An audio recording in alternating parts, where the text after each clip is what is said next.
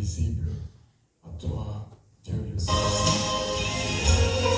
Seigneur, tu as recommandé ce moment.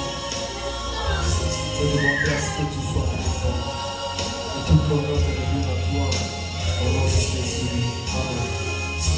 Amen. Amen.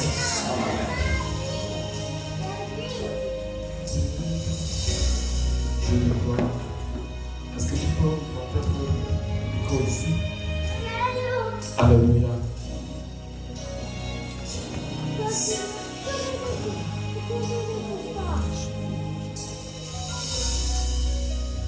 Jésus.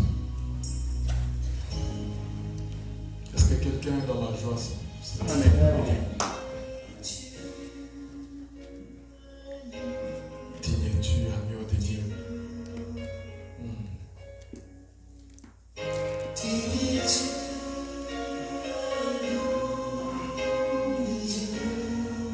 L'univers entier.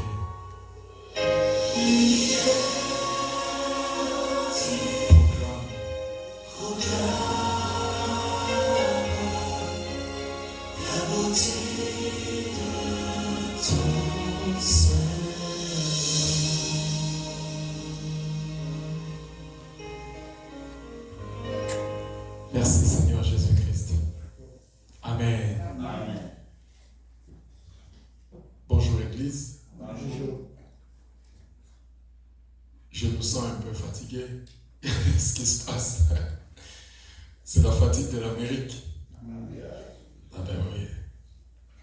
Moi je suis content pour toi parce que malgré la fatigue, tu as pris la bonne décision. La décision de venir devant le Seigneur. Amen. Amen.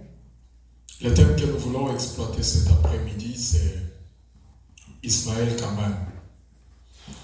La fois dernière, nous avons parlé de Manassé.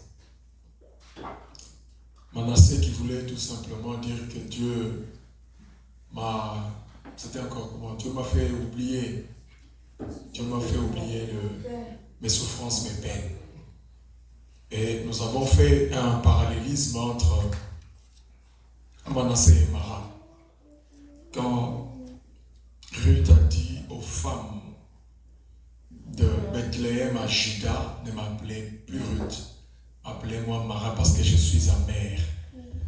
Et le Seigneur nous a parlé pour nous dire, quelles que soient les circonstances que l'on peut traverser, il peut changer notre nom. Amen. Amen. Amen. Et nous sommes presque dans cette même lignée. Je veux peut-être souffrir, le Seigneur me fera grâce, parce que je me suis assis sur mes paires de lunettes.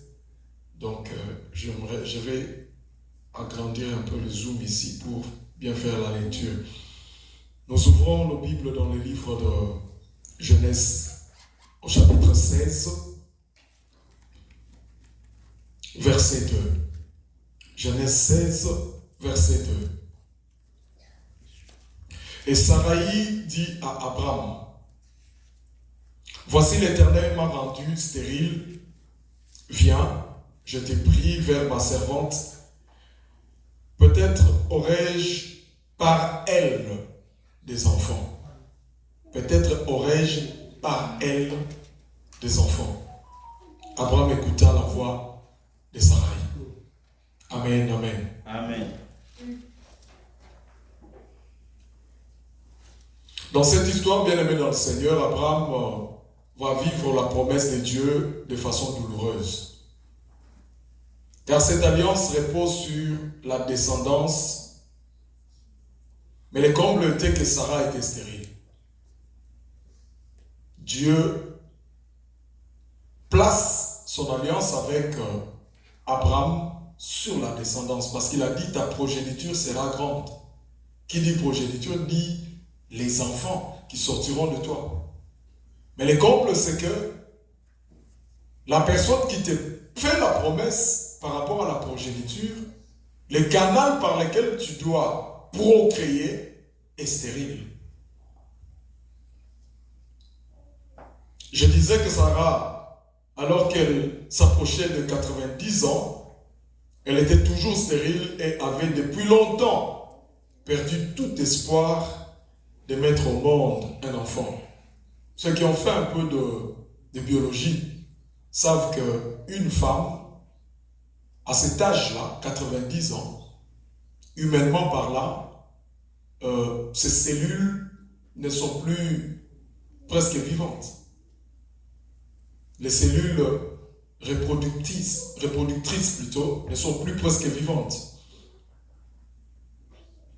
Et à 90 ans, on est frappé de ce qu'on appelle la ménopause. Parce qu'on ne sait plus mettre au monde. Donc, humainement parlant, nous pouvions dire que Sarah avait raison de désespérer. Dans Genèse 15, à partir du verset 1er, la Bible dit « Après ces événements, la parole de l'Éternel fut adressée à Abraham dans une vision et dit » ça c'était avant le passage que nous avons lu. « Fut adressée à Abraham dans une vision et dit » Abraham, ne crains point, je suis ton bouclier et ta récompense sera grande. Abraham répondit, Seigneur éternel, que me donnerais-tu? Je m'en vais sans enfant. Et l'héritier de ma maison, c'est Eliezer de Damas, donc son serviteur. Et Abraham dit, voici, tu ne m'as pas donné de postérité. Et celui qui est né dans ma maison sera mon héritier. Alors la parole de l'Éternel lui fut adressée ainsi. Ce n'est pas lui qui sera ton héritier,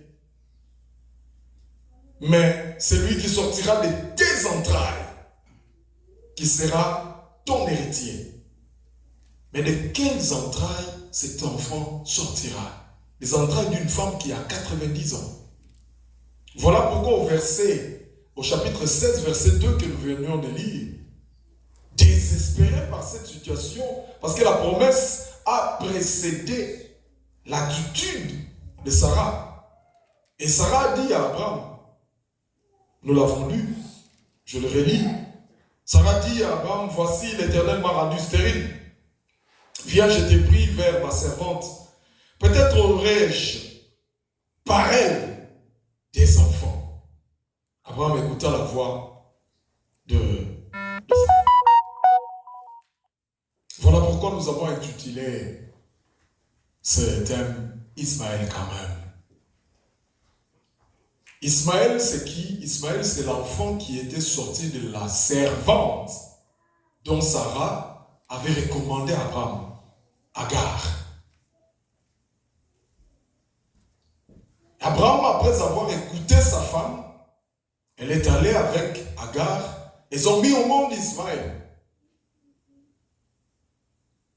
Et Ismaël, comme nous avons dit Ismaël quand même, cela veut dire tout simplement, lisant attentivement la phrase sortie de la bouche de Sarah, l'Éternel me donnera quand même par ma servante un enfant. Pourquoi? Parce que moi personnellement, je ne saurais plus procréer. C'est une solution de rechange. La solution de rechange, étant donné que la promesse tardait à venir. Retenez ceci, bien-aimés. Dans notre vie chrétienne, il peut se produire plusieurs phénomènes du genre.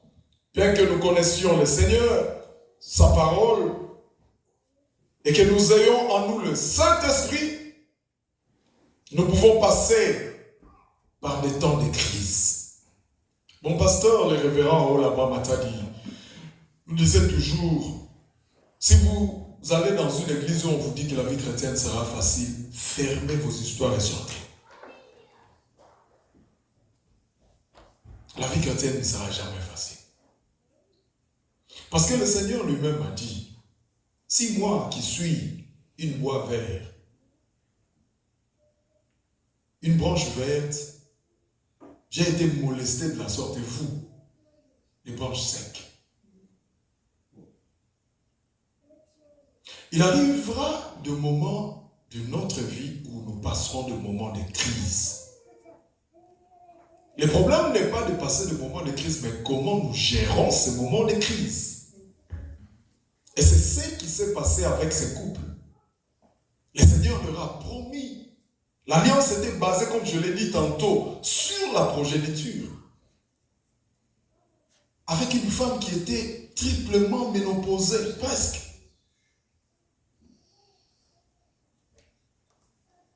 Comment, Seigneur, ces choses peuvent arriver pendant que ma femme, humainement parlant, ne saura pas concevoir?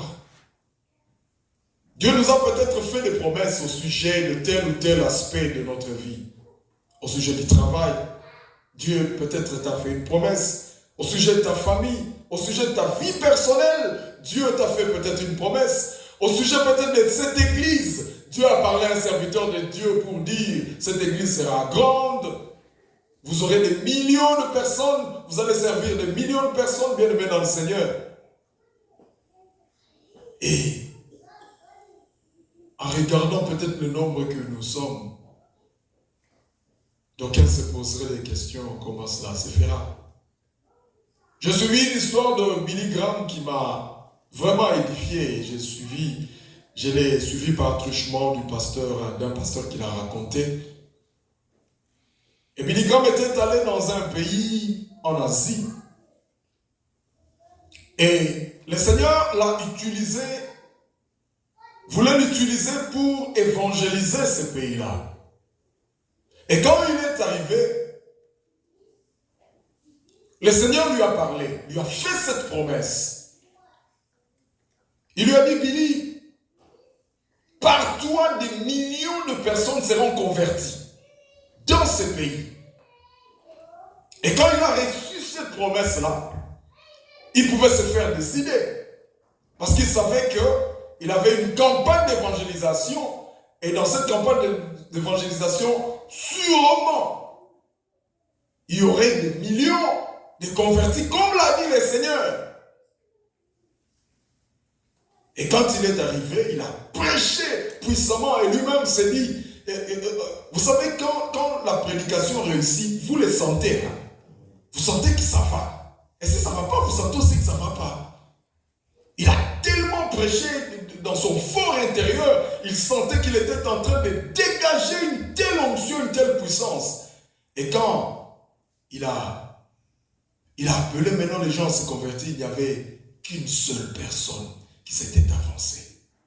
Lui a dit, bon, je vais insister, sûrement, comme le Seigneur m'avait dit, de millions de personnes, sûrement que d'autres personnes viendront.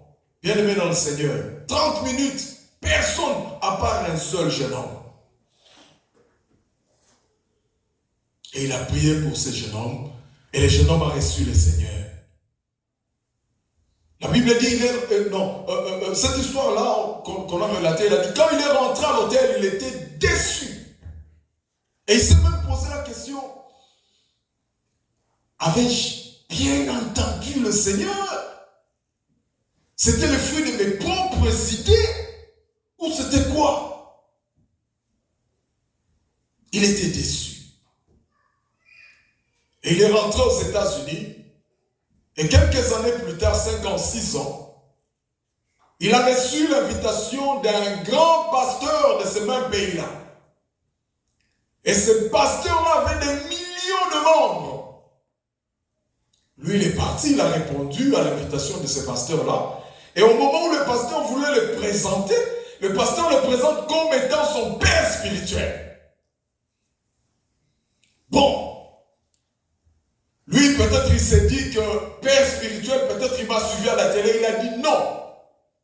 Père spirituel, parce que vous vous souvenez, il y a plusieurs années, vous étiez venu dans ce pays. Et vous avez fait un appel à conversion.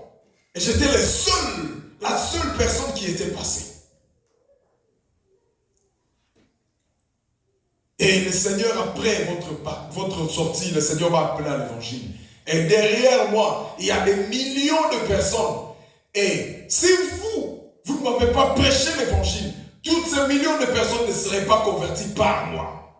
Et c'est à partir de là qu'il a compris le message du Seigneur. Amen. Il a compris le message du Seigneur plusieurs années plus tard, que des millions de personnes converties, ça ne serait pas directement par lui, mais ce sera par la personne dont lui prêchera, dont lui qui sera converti, la seule personne qui sera convertie.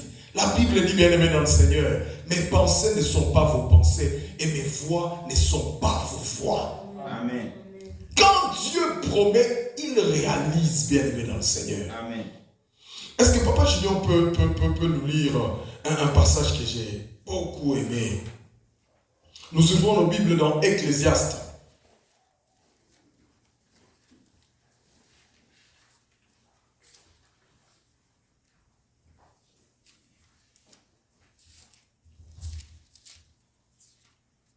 Ecclésiaste 8.4. Ecclésiaste 8.4. Parce que la parole du roi est puissante. Parce que la parole du roi est puissante. Et qui lui dira, que fais-tu? Et qui lui dira, que fais-tu?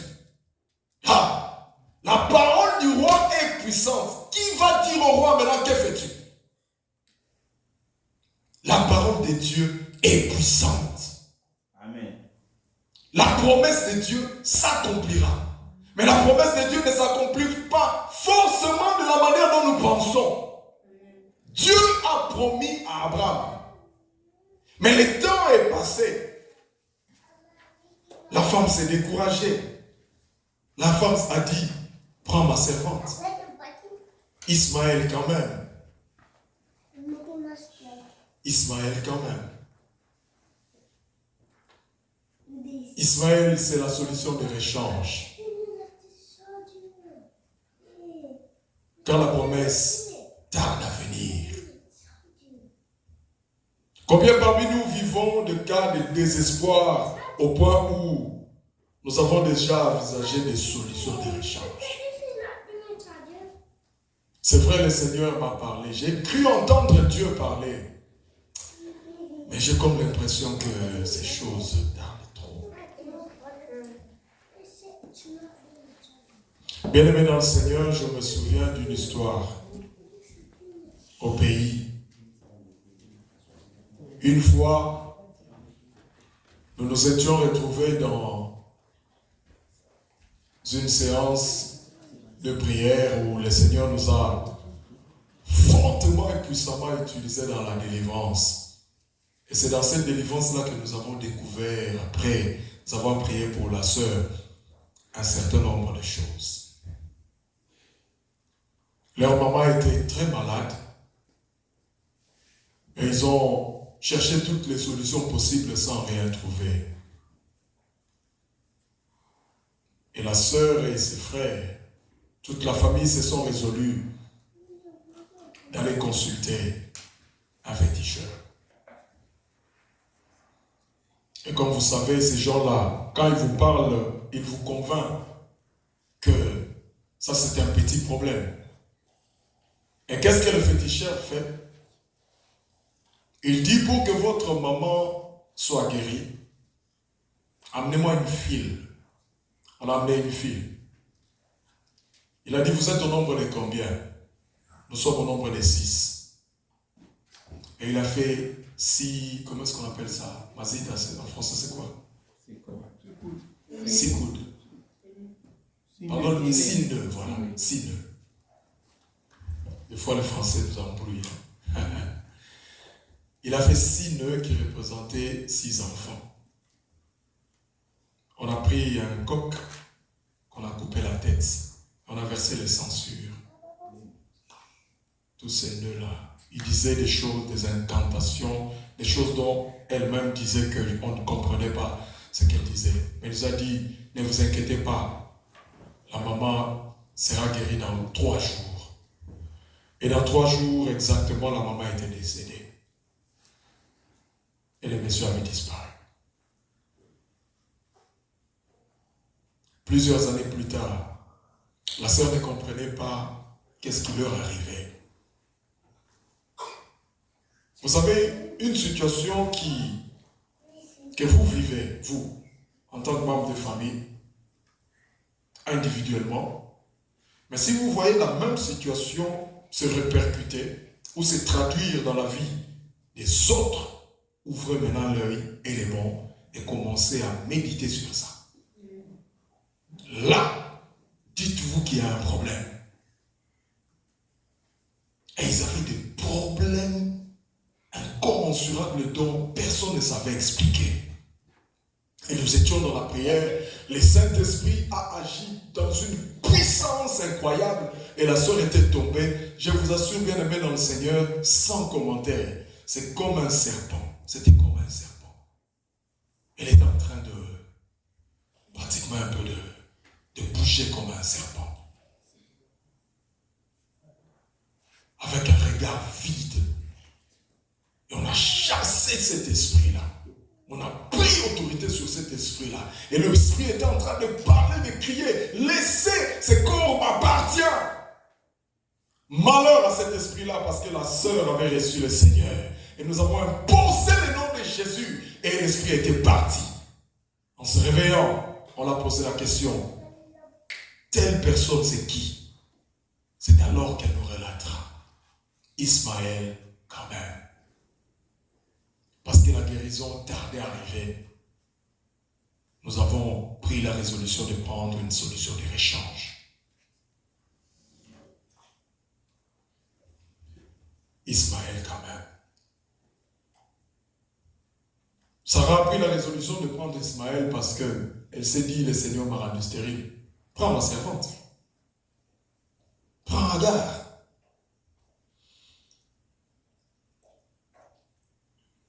Combien parmi nous bien-aimés dans le Seigneur, hommes ou femmes,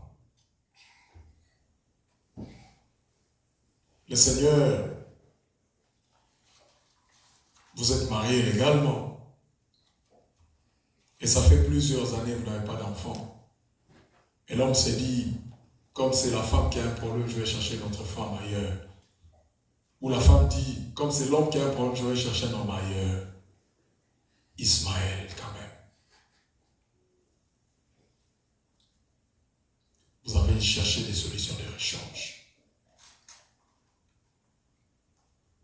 Comme ce dossier tarde, il y aura toujours des gens qui viendront te dire, tu vois, fais ceci. Bien-aimé dans le Seigneur, écoute d'abord Dieu. Qu'est-ce que Dieu a dit? Alléluia. Amen. Est-ce que ça va? Amen. Lorsque nous traversons des moments difficiles, bien-aimé dans le Seigneur, il n'y a qu'une seule solution. Cherchons la face de Dieu. Il n'y a pas deux solutions. Cherchons la face de Dieu. Il nous faut cesser de nous poser trop de questions, mais plutôt de chercher à commencer à écouter Dieu. Qu'est-ce que Dieu dit?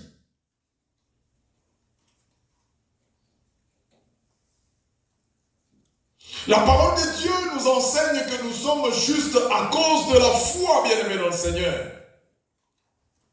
Pendant les moments difficiles, ayons la foi en Dieu. Amen. Alléluia. Amen. Ayons la foi en Dieu. La Bible dit dans le livre d'Hébreux, Hébreux 11, or la foi est une ferme assurance des choses qu'on espère, une démonstration de celles qu'on ne voit pas. Pour avoir possédé, les anciens ont obtenu un témoignage favorable. C'est par la foi que nous reconnaissons que le monde a été formé par la parole de Dieu, en sorte que qu'on voit, ce que l'on voit n'a pas été fait de choses visibles. C'est par la foi qu'Abel offrit à Dieu un sacrifice plus excellent que celui de Caïn. C'est par la foi qu'Enoch fut enlevé pour qu'il ne vit point la mort. Or, sans la foi, il est impossible de lui être agréable. Car il faut que celui qui s'approche de Dieu croit que Dieu existe et qu'il est le rémunérateur de ceux qui le cherchent. Il faut que toi qui s'approches de Dieu, il faut que toi qui as pris la résolution de venir cet après-midi dans cette église, commence d'abord par croire que Dieu existe. Commence d'abord par croire que Dieu existe. Au-delà de la chose, crois que Dieu est puissant. Amen. Nous l'avons dit bien aimé dans le Seigneur, dans le livre d'Ecclésiaste, parce que la parole du roi est puissante. Et qui lui dira, que fais-tu? Bien-aimé, quand Dieu décide, il décide. Amen. La Bible dit, la promesse de Dieu, ne rentrez pas en Dieu sans pour autant accomplir ce dont cette promesse est sortie d'abord. Amen. Cette parole ne rentrera pas. Amen. Ce que Dieu t'a dit se fera.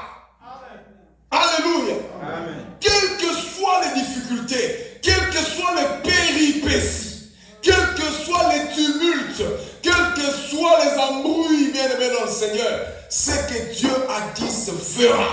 Amen.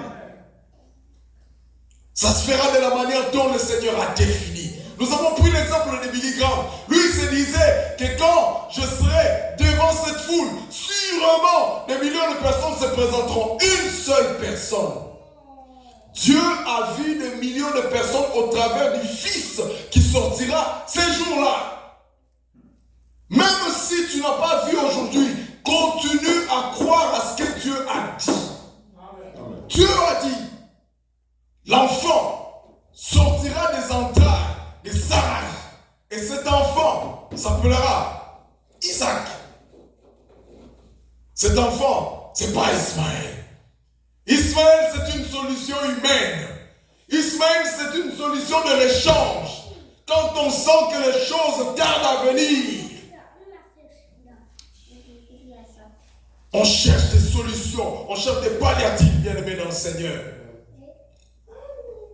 Je veux dire à quelqu'un cet après-midi, Dieu, les dieux que tu sers, les dieux que tu as acceptés dans ta vie, le Dieu qui vit en toi, est capable de ramener à la vie des choses qui étaient mortes et décomposées même. Amen. Alléluia. Amen. Dans Jean 11, 39, la Bible dit exactement, ôtez la pierre. Marthe, la sœur de la mort, lui dit, Seigneur, il sent déjà, car il y a 4 jours qu'il est là. Le Seigneur a dit, ôtez la pierre.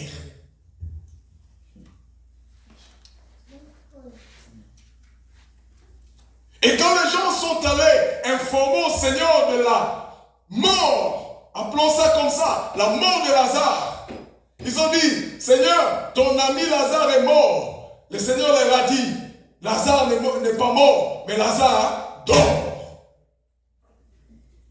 Le langage de Dieu n'est pas le langage des hommes. Je veux dire à quelqu'un cet après-midi, ton problème n'est pas mort, ton problème dort. Et ce qui dort, bien aimé dans le Seigneur, peut se réveiller. Il n'y a qu'un mort qui ne se réveille peut-être pas, à moins que le Seigneur le ressuscite. Mais ce qui dort se réveillera. Amen. Voilà pourquoi le Seigneur a dit, Lazare n'est pas mort, mais Lazare dort.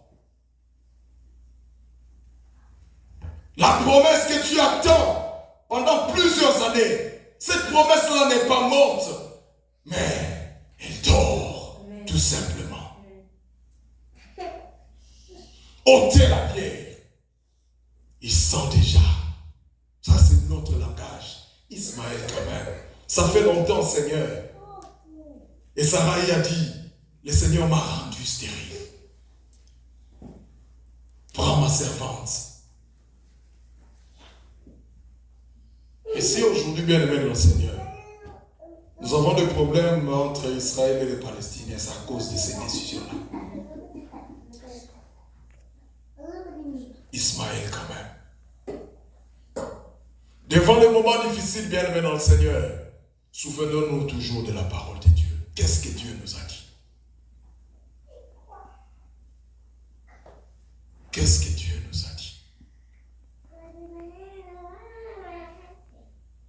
Quelqu'un a dit quelque part, n'oublie jamais les jours, ce que Dieu t'a dit la nuit. Ça veut dire tout simplement, n'oublie jamais au grand jour ce que Dieu t'a dit dans les secrets. N'oublie jamais ça. Amen. Je suis en train de voir des grands pasteurs dans cette église. Mais si vous vous regardez là, vous pouvez vous dire, il sent déjà, Seigneur. L'enfant tarde à venir. je préfère aller m'affilier dans cette église-là où il y a déjà plusieurs personnes. Non, non, non, non. Ça, c'est l'appel d'une autre personne. Le Seigneur dit, par toi, beaucoup d'enfants sortiront. Bienvenue. Amen. Et ces choses-là se feront. Dieu étant le maître des temps et des circonstances, quand le temps de Dieu arrivera, tu ne forceras pas. Amen. Ismaël quand même. Cadet, prends-moi ça.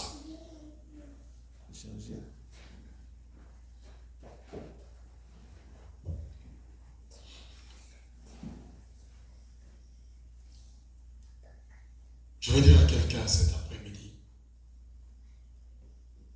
La Bible dit dans les livres d'Habakkuk,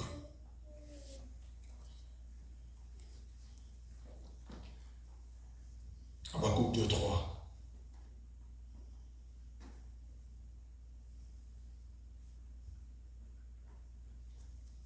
Habakkuk 2.3, la Bible dit, à partir du verset 2 d'abord, l'Éternel m'adressa la parole et dit, écris la prophétie, grave-la sur des tables afin qu'on la lise couramment. J'aimerais que quelqu'un grave cette parole sur quelque chose de fort. Nous avons la capacité d'écrire en gras, d'imprimer ces paroles et d'afficher, de le mettre sur les cadres, de l'afficher dans nos maisons. Gravez cette parole dans vos maisons. Sinon, gravez cette parole dans vos cœurs. L'Éternel m'adressa la parole et dit, écris la prophétie, grave-la sur des tables afin qu'on la lise couramment. Car c'est une prophétie dont le temps est déjà fixé. Elle marche vers son terme. Elle ne mentira pas. Si elle tarde, attends-la, car elle s'accomplira certainement. Si la Bible dit si elle tarde, c'est que la Bible reconnaît qu'une prophétie peut tarder. Pourquoi le Seigneur a utilisé sur cet aspect de tarder? Parce qu'il arrive aussi que les choses tardent. Mais voici ce que le Seigneur te dit. Si ces choses-là tardent, continue à attendre. Et l'attente, c'est dans la foi qu'on attend. Amen. Il faut attendre dans la foi. Parce que dans l'attente, la situation peut sembler pourrie, bien-aimé dans le Seigneur.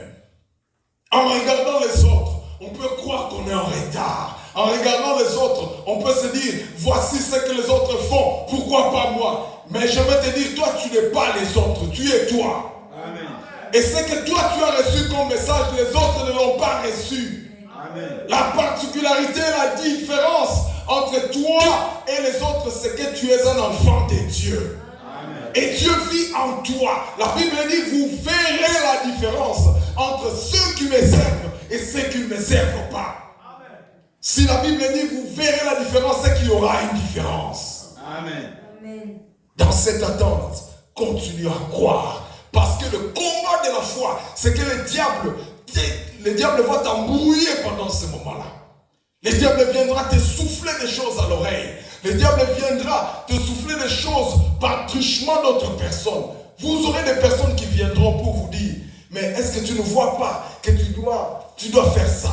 Pourquoi tu ne cherches pas une femme? Tu épouses peut-être une Américaine. En épousant une Américaine, voilà, tu auras peut-être la nationalité. Non, ce n'est pas mon chemin. Ce n'est pas mon chemin.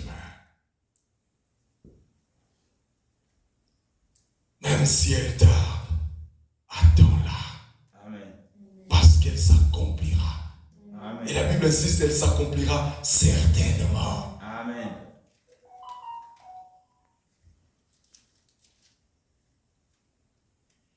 Et pendant ce moment-là, le diable va t'embrouiller avec des choses dans la tête. Le diable te dira, voici la situation est compliquée, voici la situation. Et non, bien-aimé dans le Seigneur, attends avec une attitude de la foi.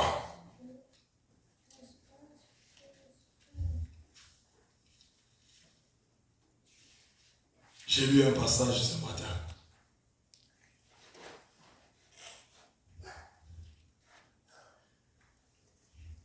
psaume d'Asaph. Psaume 46.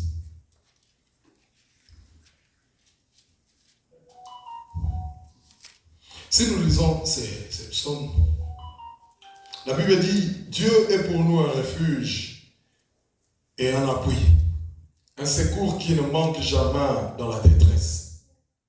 C'est pourquoi nous sommes sans crainte quand la terre est bouleversée et que les montagnes chancellent au cœur des mers. Dieu est pour nous un refuge qui ne manque et un appui, un secours qui ne manque jamais dans la détresse. C'est pourquoi nous sommes sans crainte. Nous sommes sans crainte quand la terre est bouleversée. Quand les montagnes chancellent au cœur des mers. Mais nous là, nous sommes sans crainte. Quand les choses bougent, nous sommes sans crainte. Quand la vie est secouée, nous là, nous sommes sans crainte. Parce que nous savons que sur cette barque, nous ne sommes pas seuls. Christ est avec nous. Amen. Nous savons que sur cette barque, au moment où nous sommes en train de crier, il y a quelqu'un qui dormait paisiblement. Et cette personne-là, c'est le créateur du ciel et de la terre. Cette barque, c'est ta vie. Et Christ vit en toi. Quels que soient les tumultes, quelles que soient les vagues, les tempêtes, le Seigneur vivant en toi calmera la tempête. Amen. Parce qu'il te connaît, parce qu'il est ton Père. Parce qu'il t'aime. Bien-aimé dans le Seigneur, tu as peut-être, au moment où je te parle, tu as peut-être une situation où tu avais déjà trouvé des Ismaël.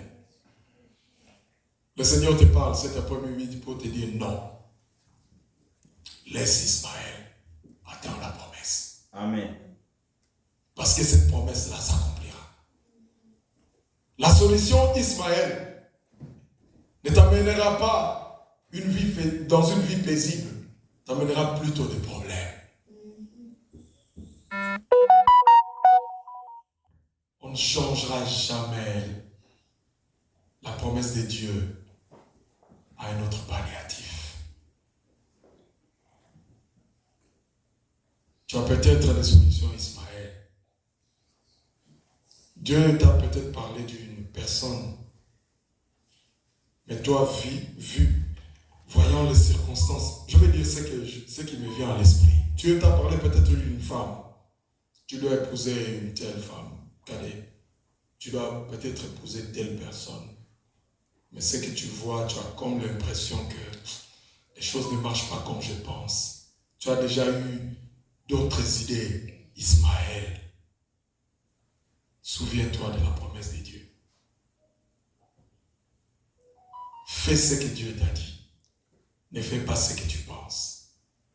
Parole de l'Éternel. Amen. Je veux dire à quelqu'un cet après-midi,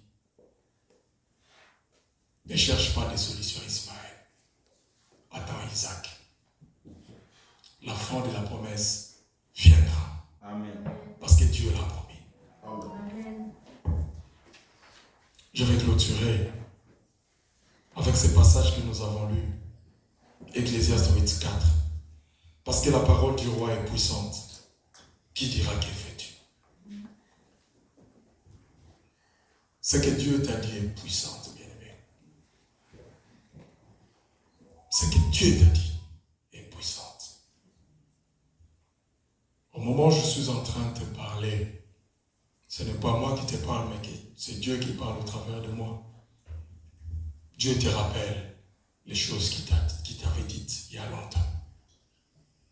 Dieu te dit aujourd'hui même, souviens-toi de ces choses et continue à croire que je suis ton Dieu et je le ferai. Amen. Amen. Est-ce que nous pouvons fermer nos yeux pour prier? Nous allons dire merci à Dieu pour sa parole. Cette parole est peut-être sortie pour quelqu'un cet après-midi.